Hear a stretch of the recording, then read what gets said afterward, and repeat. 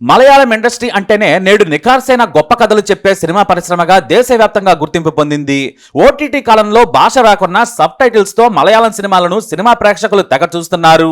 అయితే ఒకప్పుడు మల్లు ఇండస్ట్రీ అంటేనే షకీలా, సిల్స్మిత, బాబీలోనా, షర్మిల, దేవిక, హుమాఖాన్, సోనా, జైవాణి లాంటి బి గ్రేడ్ హీరోయిన్లు నవరసాల్లోని సింగిల్ రసమైన శృంగారంతో ఇండస్ట్రీని తమ కొంగు కింద దాచుకున్నారు. ఎంతలా అంటే షకీలా మూవీ వస్తుందంటే మమ్ముట్టి, మోహన్ లాల్ సినిమాలు కూడా వాయిదాలు పడేవి. అంతలా కుర్రకారుకు హీట్ పెంచి థియేటర్ల ఓనర్లకు కనక వర్షం కురిపించారు.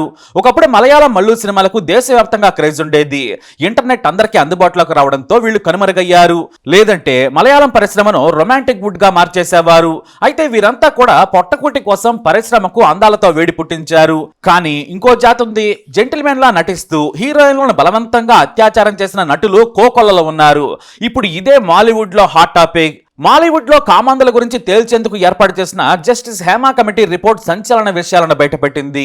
అదేమిటంటే నిజ జీవితంలో ఆడవాళ్లను శృంగారం కోసం వాడుకున్న నీచులు ఈ సినిమా పరిశ్రమలో కోకొలలో ఉన్నారని చెప్పింది. ఈ మగాళ్లంతా కూడా కామాన్ని కళల్లో పెట్టుకుని అందగత్తెలను వెతుకుతూ ఉంటారు. సినిమాల్లో కనిపించాలంటే చచ్చినట్టు బెడ్రూమ్ లోకి రావాల్సిందే, లేదంటే సినిమా కెరీరే వద్దనుకొని వెళ్లిపోవాలి. కొంతమంది స్టార్ హీరోలు, దర్శకులు, నిర్మాతలు కలిసి ఓ రింగుగా ఏర్పడ్డారు. వీరిదొక మాఫియా. వారు సినిమా హీరోయిన్ గా ఛాన్స్ ఇవ్వాలంటే ఖచ్చితంగా వీరి పక్కలోకి వెళ్లాల్సిందే. ఏమాత్రం సిగ్గు లేకుండా అడిగేస్తారు. ఇలా ఎన్నో ఏళ్ల నుంచి ఈ మలయాళం పరిశ్రమలో ఈ కామాంధులు మహిళలు, జూనియర్ ఆర్టిస్టులను లైంగికంగా వేధిస్తూ ఉన్నారు. పడకస్తుకం ఇస్తేనే సిల్వర్ స్క్రీన్ ఛాన్స్ అంటూ వందల మంది యువతులను వాడుకున్నారని బాంబు పేల్చింది హేమా కమిటీ. ఒకవేళ కాదు కూడదు అంటే సదరు మహిళా నటీమణులు, హీరోయిన్ కావాలనుకున్న వారిని ఇండస్ట్రీలోనే లేకుండా చేస్తారు.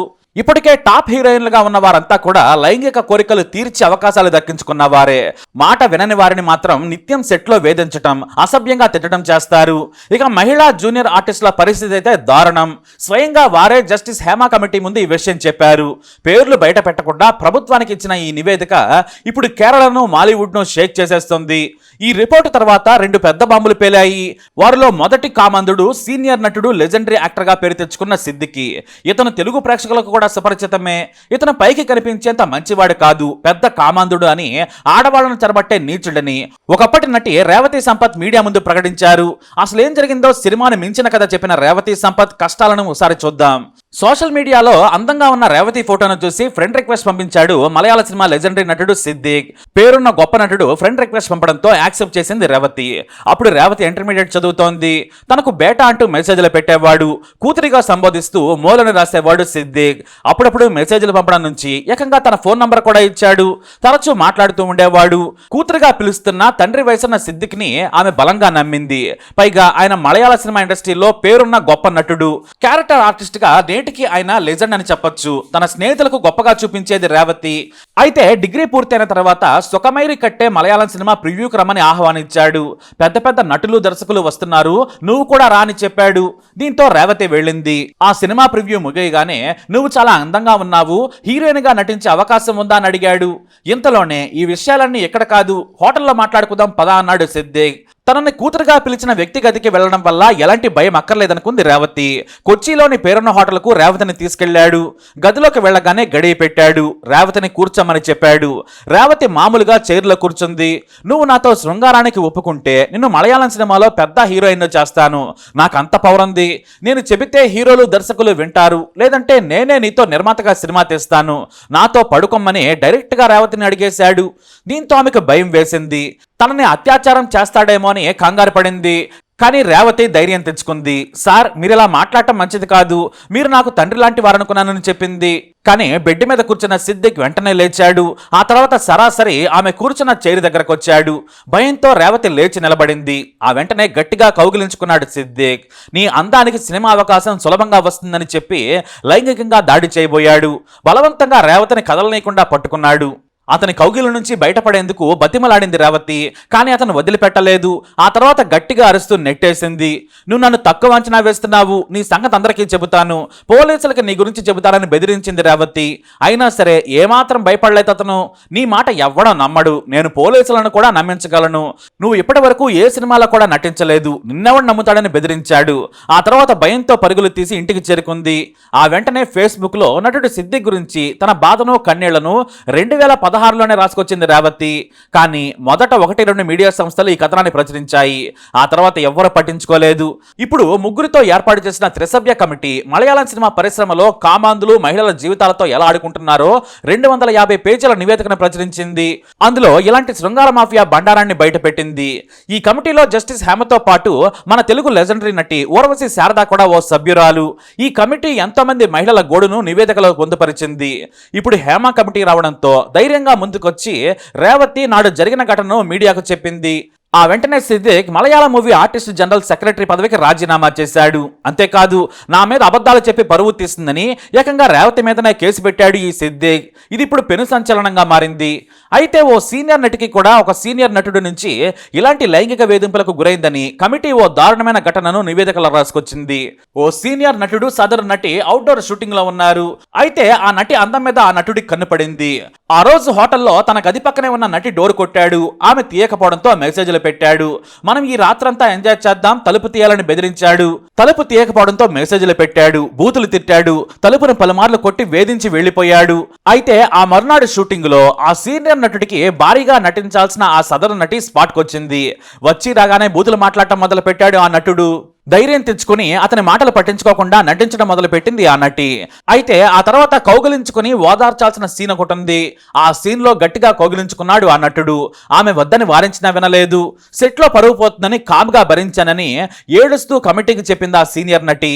ఆమె ఇప్పుడు పెద్దగా నటించడం లేదు. కాకపోతే ఆ సీనియర్ నటుడు సిద్దిక్ అనే రూమర్స్ కూడా ఉన్నాయి. ఇతని గురించి రేవతి దారుణంగా మాట్లాడింది. అతను కామంతో తిరిగే మృగమంటూ తీవ్రమైన వ్యాఖ్యలు చేసింది. ఈ వివాదం ఇలా నడుస్తూ ఉండగానే లెజెండరీ రచయిత, దర్శకుడు, నటుడు రంజిత్ కూడా ఓ కామ పిశాచి అని బాంబు పేల్చింది బెంగాలీ నటి శ్రీలేఖ మిత్ర. ఇతను ఇప్పుడు కేరళ చలనచిత్ర అకాడమీ చైర్మన్ కూడా. ఇతనిపై ఏకంగా కొచ్చి సిటీ పోలీసులకు శ్రీలేఖ కంప్లైంట్ చేశారు. తనను లైంగికంగా వేధించాడని, ఇప్పుడు హేమ కమిటీ ఇచ్చిన ధైర్యంతో ఫిర్యాదు చేస్తున్నానని ఆమె మీడియాకు తెలియజేశారు. అంతేకాదు, కేరళ సర్కారు కూడా బాధితులు ధైర్యంగా ముందుకు వస్తే విచారణ చేసి నిందితులను శిక్షిస్తామని తెలపడంతో ఒక్కొక్కరుగా బయటకొస్తున్నారు. ఇప్పుడు మలయాళం సినిమా పరిశ్రమలో పెద్దగా ఇంటెలెక్చువల్ గా పిలవబడుతున్న రంజిత్ కూడా ఓ పెద్ద కామక్ పురుష్ అని శ్రీలేఖ ఆరోపించారు. మమ్ముట్టి హీరోగా పాలేరి మాణిక్యం అనే సినిమా తీస్తున్నాను, నువ్వు నటించాలి, నా ఫ్లాట్ కు రావాలి అని శ్రీలేఖకు ఫోన్ చేశాడు రంజిత్. ఆమె బెంగాల్ నుంచి కొచ్చికొచ్చింది. సరాసరి దర్శకుడి ఫ్లాట్కి వెళ్ళింది శ్రీలేఖ. స్టోరీ డిస్కషన్ తర్వాత బాల్కనీలో ఫోన్లో మాట్లాడుతూ ఉంది. ఆ వెనకాలే వచ్చాడు రంజిత్. మెల్లిగా ఆమె గాజులను తాకాడు. ఆమె పెద్దగా పట్టించుకోలేదు. కానీ ఆ తర్వాత బాల్కనీపై ఉన్న చేయి మీద చేయేశాడు. ఆమె చేయిని మెల్లగా వెనక్కి లాగేసింది. ఇబ్బందిగా చూస్తేనే ఫోన్ మాట్లాడుతుంది శ్రీలేఖ. కానీ ఈసారి ఏకంగా మెడ మీద మృదువుగా చేతివేళ్లతో మీటాడు. ఆ తర్వాత నడుం గట్టిగా పట్టుకొని గిల్లాడు. ఆ వెంటనే శ్రీలేఖ కోప్పడింది. మీరు చేస్తున్న పని బాగోలేదు సార్ అని ఎదురు తిరిగింది. అయినా కూడా శృంగారం కోసం బలవంత పెట్టాడు రంజిత్. కానీ ఆమె ఒప్పుకోలేదు. ఆ తర్వాత నిన్ను ఈ సినిమాలో పెట్టుకోనని చెప్పడంతో ఆమె సినిమా లేకపోయినా పర్వాలేదని అక్కడి నుంచి బయటపడింది. సరాసరి అసిస్టెంట్ డైరెక్టర్ జోసెఫ్ దగ్గరికి వెళ్ళింది. జరిగిన విషయం చెప్పగా తన ధైర్యం చెప్పాడు.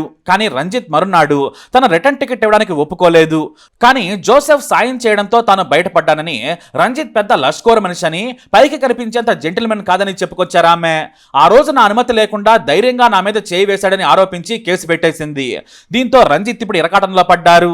మంచి మనిషిగా, రచయితగా, దర్శకుడిగా, నటుడిగా, సకల కళా కోవిదుడిగా పేరున్న రంజిత్ పరువు పోయింది. అతను కూడా సకల కళా వల్లభుడని తేలిపోయింది. ఇప్పుడు ఈ రంజిత్కి కూడా తలక్కడ పెట్టుకోవాలా తెలియక ఇంట్లోనే దాక్కున్నాడు. అయితే ఇప్పుడు బయటకు వచ్చింది ఇద్దరే. ఇంకెంతమంది బయటకు వస్తారోనని తప్పు చేసిన కామాంధులు వణికిపోతూ ఉన్నారు. గతంలో కూడా ఓ స్టార్ హీరో ఓ హీరోయిన్ ని ఏకంగా కిడ్నాప్ చేయబోయాడు.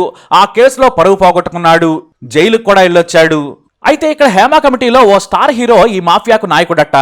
అతనైతే ఏ హీరోయిన్ అయినా సరే పక్కలోకి రాకుంటే పంపించేస్తాడు. నిర్మాతలు, దర్శకులకు చెప్పి ఛాన్సులు అస్సలు రానివ్వడట. మరి ఆ కామాంధుడైన పెద్ద స్టార్ హీరో ఎవరనేది ఇప్పుడు మలయాళం పరిశ్రమలో జరుగుతున్న చర్చ. ఆ పేరు బయటకు వస్తే పరువు మొత్తం పోవడం ఖాయం. అయితే ఇప్పుడు మెల్లిగా తెలుగు, తమిళ్లోని కామాంధులపై కూడా త్వరలోనే హీరోయిన్లు, మాజీ నటీమణులు బాంబు పేల్చే పనిలో ఉన్నారని టాక్ వినిపిస్తుంది. మరి ఈ మగ కామగాళ్లను కేరళ సర్కారు శిక్షిస్తుందా, సినిమా పరిశ్రమ బ్యాన్ చేస్తుందా లేదా అనేది చూడాలి. మరి మన తెలుగులో కూడా ఇలా హింసించిన వారు ఉన్నారా? అలాంటి కామ పిశాచాల పేర్లు మీకు తెలిస్తే ఖచ్చితంగా కమెంట్ ద్వారా తెలియజేయండి. ఈ వీడియో అప్డేట్స్ కోసం మై ఛానల్ ఫాలో అవ్వండి. అలాగే తప్పకుండా సబ్స్క్రైబ్ చేసుకోండి.